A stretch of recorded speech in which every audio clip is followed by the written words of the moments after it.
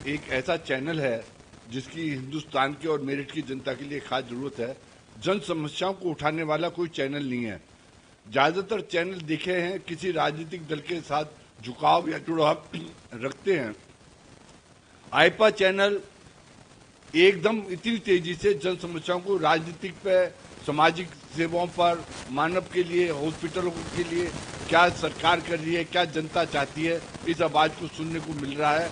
मैं इसकी भूरी भूरी प्रशंसा करता हूं। मैं ईश्वर से कामना करता हूं कि दिन दूनी रात चौगुनी प्रगति करे और अपने लक्ष्य से हटे नहीं। जो लक्ष्य लेकर चलिए यही लक्ष्य, क्योंकि जो चैनलों का काम होता है उन चैनलों को सरकार को कमियों को उजागर करना है, ना कि सरकार की चापलूसी करना है। 99% चैनल सरकार की चापलूसी करते, अपने निहित स्वार्थ साधते हैं। जो चैनल सामाजिक उसको देखेगा, सरकार को उसकी कमियों को उजागर करेगा, वो चैनल दिन दूनी रात चौगुनी प्रगति करता है। एडमिशन के लिए समस्या ही, कोई भी एडमिशन करने को तैयार नहीं हुआ। बड़ी मुश्किल में सुभारती में मैं प्राइवेट रूम में रहा हूँ, जहाँ मोटा मेरा खर्चा आया।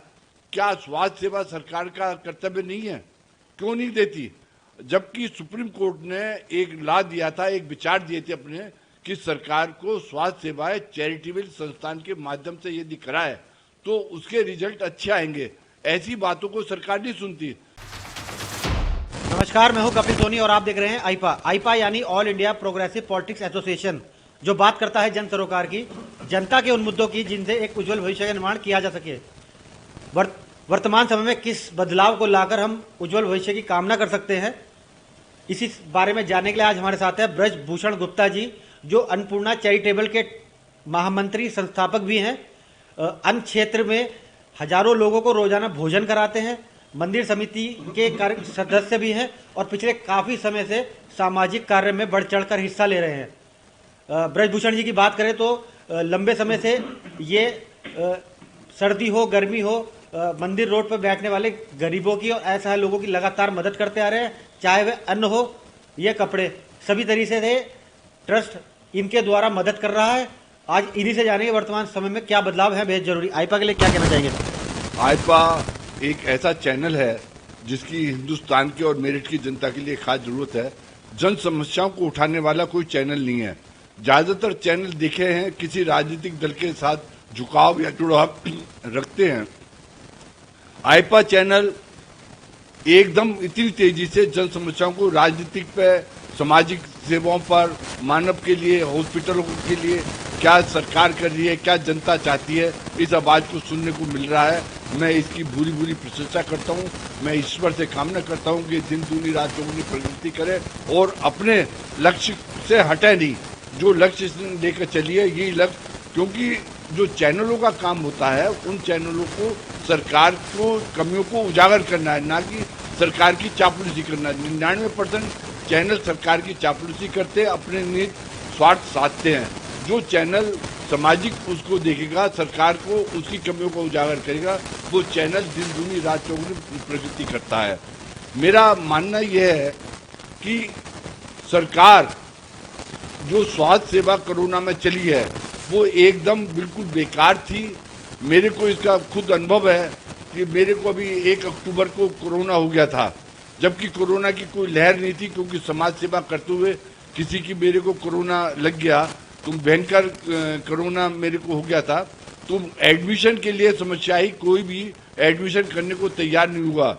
बड़ी मुश्किल में सुभारती में मैं प्राइवेट रूम में रहा हूँ, जहाँ मोटा मेरा खर्चा आया। क्या स्वास्थ्य सेवा सरकार का कर्तव्य नहीं है? क्यों नहीं देती?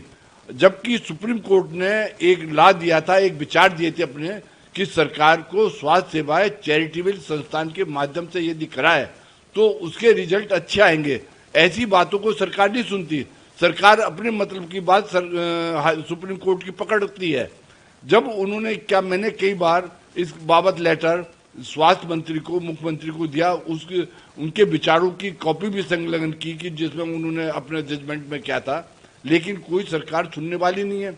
मैंने यहाँ की सांसद, विधायक, भाजपा के बड़े से बड़े कार्यकर्ता को, महानगर अध्यक्ष को भी लेटर दिया था कि अन्नपूर्णा चैरिटेबल हॉस्पिटल पर कोरोना वैक्सीनेशन का टीका का केंद्र परमानेंट स्थापित करते हैं, क्योंकि छावनी क्षेत्र में ऐसी जगह है इसके चारों ओर सारे बाढ़ छावनी क्षेत्र की जनता आती है और ये मेन रोड धार्मिक व स्कूलों को जाने वाले बच्चों के लिए, यहाँ पर 15,000 के करीब इस रोड पर बच्चा पढ़ता है, उनको टीकाकरण की भी सुविधा हो जाती है। लेकिन ये गली मोहल्लों में या ऐसी जगह लगाएंगे जहाँ पर इन्फेक्शन का खतरा होता है। वो कहते हैं भैंस के आगे रोना अपने नैन खोना। अच्छा बाबू जी, मैं ये बात करना चाहूंगा, अगर करें वर्तमान राजनीति की, जिस तरह से धर्म और राजनीति, धर्म और जाति पे राजनीति हो रही है, कितनी सही है और कितना बदलाव इसमें वर्तमान समय में होना चाहिए? ये जो धर्म और राजनीति पे आज की राजनीति सीमित हो गई है, ये देश को बहुत ही नीचे पतन की ओर ले जाने वाली राजनीति है। पहले कभी ऐसा नहीं होता था, हिंदू मुस्लिम के बीच में एक खाई हो जाती है। जब हमें दोनों को साथ रहना है, वे भी हमारे भाई हैं, हमारा एक दूसरे के बगैर कभी भी कार्य पूरा नहीं होता, तो इस बात के जाति पे क्यों होती है, धर्म के नाम पर क्यों होती है? क्या धर्म हमको खाने को दे देगा? धर्म एक आस्था का प्रतीक है। हमने जो अन्नपूर्णा मंदिर पे है, हमने आस्था के लिए देव विग्रह के स्थापित किया है, लेकिन आस्था तभी होगी जब मानव सुरक्षित होगा, मानव की सेहत ठीक होगी, मानव के पेट में भोजन होगा। बगैर भोजन के वो कहाँ से देव की पूजा करेगा? पूजा अर्चना तभी होती है जब ये होता है। आज की राजनीति जातिवाद धर्म पर ज्यादा सीमित हो गई है, ये बहुत ही भयंकर और इसके गलत परिणाम सामने आएंगे। आप देखें 2014 के चुनाव में एक जनता के अंदर विश्वास और लहर आई थी कि सरकार जाति विहीन होकर, धर्म विहीन होकर कार्य करेगी, तो अपार जन समुदाय का उनको वोट मिली, इतनी वोट मिली कि उनसे समेटी नहीं गई। लेकिन आने के बाद क्या हुआ? आने के बाद ये हुआ हिंदू हिंदू के नाम पर वोट चलने लगी। ये जो बहुत घातक है, क्योंकि मैं तो भाई सबके बीच में रहता हूँ। हम यहाँ पर चिकित्सा सेवा देते हैं, ना हिंदू देखते हैं, ना मुसलमान, ना सिख, ना ईसाई, जो भी आता है हम ये समझते हैं इसके अंदर हमारे ईश्वर विराजमान है, ईश्वर का ये रूप है। जो ईश्वर के रूप की हमें सेवा करनी है, हिंदू मुस्लिम के ऊपर चुनाव नहीं होने चाहिए। अच्छा, मैं आपका ये कहना है कि जो हिंदू मुस्लिम की राजनीति नहीं होनी चाहिए, हम लोग चिकित्सा में भी सेवा देते हैं। अच्छा, चिकित्सा की बात करें तो गुप्ता जी ये बताइए कि पिछली दूसरी लहर जो आई थी, अब जब से ऐसे संभावित तीसरी लहर हमारे सर पर है, तो आपको लगता है क्या सरकार ने कुछ इंतजाम किए हैं या इसमें भी बदलाव परिवर्तन होना चाहिए? दूसरी लहर में तो ऐसा कमाल था कि लाशें बिछी पड़ी थी, कोई उठाने वाले नहीं था। एम्बुलेंस वाले, गाड़ी वालों ने लूट मचा रखी थी।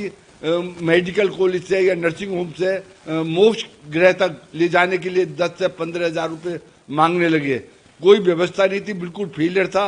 गैस की मारामारी थी, लोग बाग सिलेंडरों के लिए आपाधापी मची हुई थी।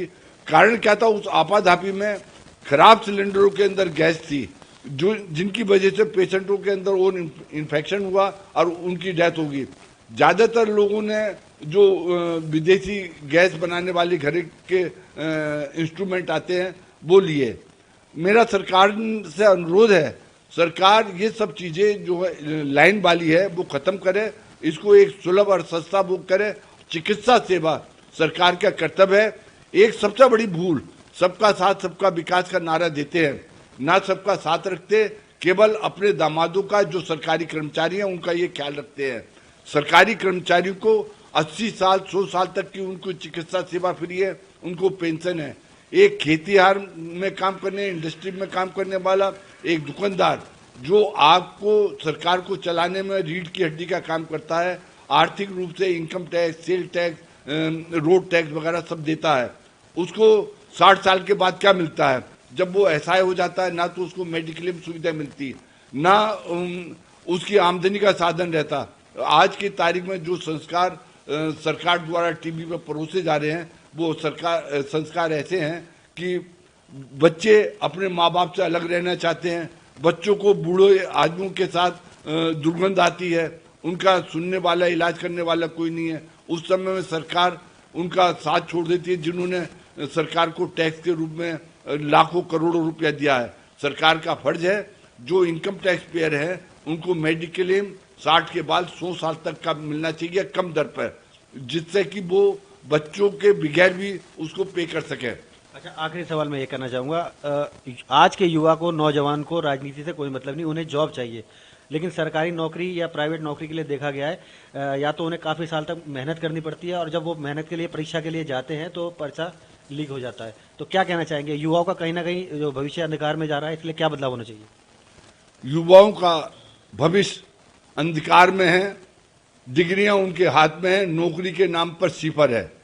चंद नौकरी होती है जहां उनके अपने चाहने वालों को नौकरी दे दी जाती है। युवाएं भटक रहे हैं इधर उधर। आज की तारीख में एमए, एमएससी, बीएड आदि 5,000 रुपये महीना में नौकरी कर रहा है, जो कि सरकार में लगा हुआ स्वीपर जो निम्न वर्ग का काम है उसकी भी सैलरी 40,000 से अधिक होती है। एक सरकारी स्कूल में पढ़ाने वाला टीचर उसकी 60,000 से 1 लाख तक की होती है। प्राइवेट संस्थानों में, प्राइवेट स्कूलों में टीचर अध्यापक जो पढ़ाते हैं उनको ज़्यादा से ज़्यादा 3,000 से लेकर 10,000 तक की सैलरी मिलती है, जो कि एक अनहोनी और गलत है। मेरा मानना यह है कि सरकार को सबके साथ एक सा व्यवहार करना चाहिए। जो सुविधा सरकारी कर्मचारी को दे रहे हैं वो व्यापारी को, इंडस्ट्री वालों को देनी चाहिए 60 साल के बाद में। तो ये थे हमारे साथ ब्रजभूषण गुप्ता जी, जिनका कहना है कि सरकार का नारा सबका साथ सबका विकास कहीं ना कहीं गलत साबित हो रहा है, जिसे अब धरातल पर लाने की जरूरत है, क्योंकि जनता को बदलाव चाहिए, तभी देश आगे बढ़ पाएगा। हमारे चैनल को लाइक करते रहिए, सब्सक्राइब करते रहिए और शेयर करते रहिए। मेरठ से कपिल सोनी की रिपोर्ट।